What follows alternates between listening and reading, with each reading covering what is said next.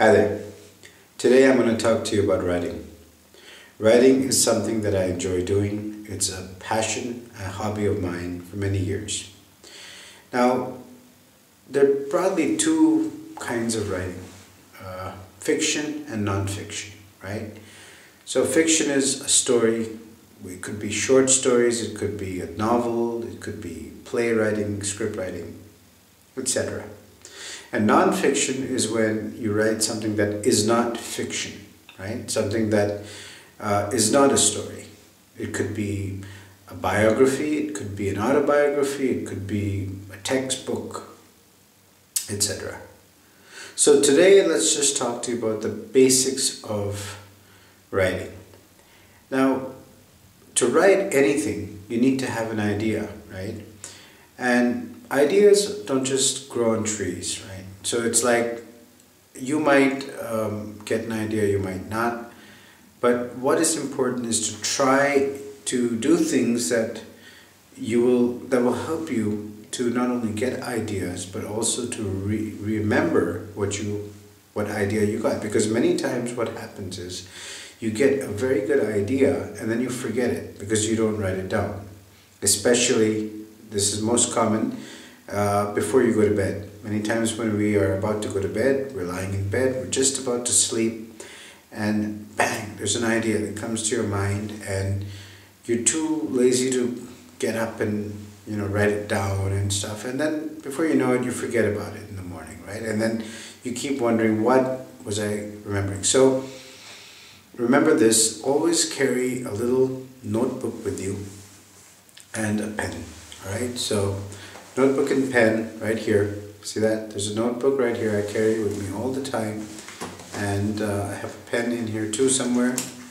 Alright, here's the pen. Well, yeah, one of my pens.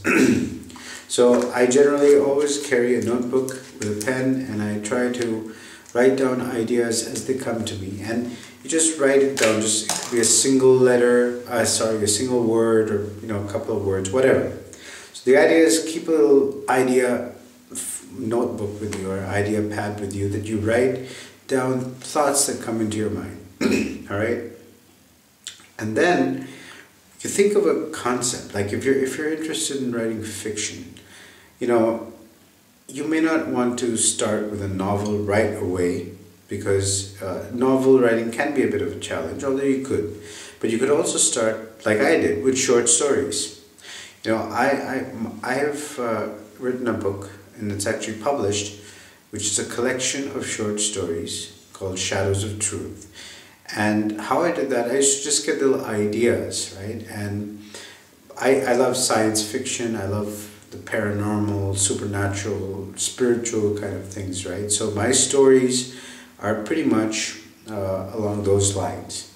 You have some ghost stories, you have some alien and UFO related stories, you have near-death experiences, you have trips to parallel dimensions and things like that. So I just thought of an idea, a concept. Okay, yeah, there's a story about a guy. He goes up to the mountains on a vacation. He meets a girl, and then they fall in love and blah blah blah. But nothing is as it seems, right? So you have to read the book to find out what actually happens to this boy who finds a girl who he loves, or he falls in love with her. But is it really as it seems? So, you think about things that, all right, what would happen if this happened? What if? It's always about asking what if questions. What if this happened? What if that happened? All right? And when you think about, or you have a character, right? Like most stories have a protagonist. You could have one or two main characters, and a story is always about something that the character wants and something that is stopping him from getting what he wants. There's a challenge that he has to overcome in order to achieve his goal. And along the way, along the path of achieving that goal, there are different things that happen. So that is what we call the plot, right? And the general structure of any story is a three-part structure: the beginning, the middle, and the end. So in the beginning, you introduce your characters, you introduce the problem, and somewhere between the beginning and the end of the beginning, you kind of identify what the actual goal is, you know, and then there are challenges thrown along the way from that protagonist achieving the goal, right? So when the protagonist keeps trying to reach his goal, he encounters problems along the way, and finally the climax is the part of the story between the middle and the ending, where it's like he's faced his problems, right? And that's the climax, when the protagonist actually comes face to face with his problems, right? And that is when things start tapering down after that. There's a resolution to the story. There's whether the protagonist achieves his goal or fails to achieve his goal. That part of the story is where it is revealed. Okay. Now there are different ways of writing. Many people have different ways. Some people they want to start writing anything that comes to their head, and they just say, all right, let the story just grow on its own. Now I've tried that a couple of times, and honestly it doesn't work, because at least it doesn't work for me, because there comes a point when you just, sometimes you get stuck, you don't know where to go, how to move forward. That is why I personally like to use the outline method, where I know what's going to happen. I try to narrow down the entire story into a kernel, like a single sentence. I call it, it's a little term that I think I created on my own. I call it SIOS, SIOS, story in one sentence. So, you create a SIOS for a story, that you try to shrink your entire story into a single sentence. I'll give you an example. Say the story Jurassic Park, right? Now, I think Jurassic Park has an excellent SIOS. Dinosaurs from DNA.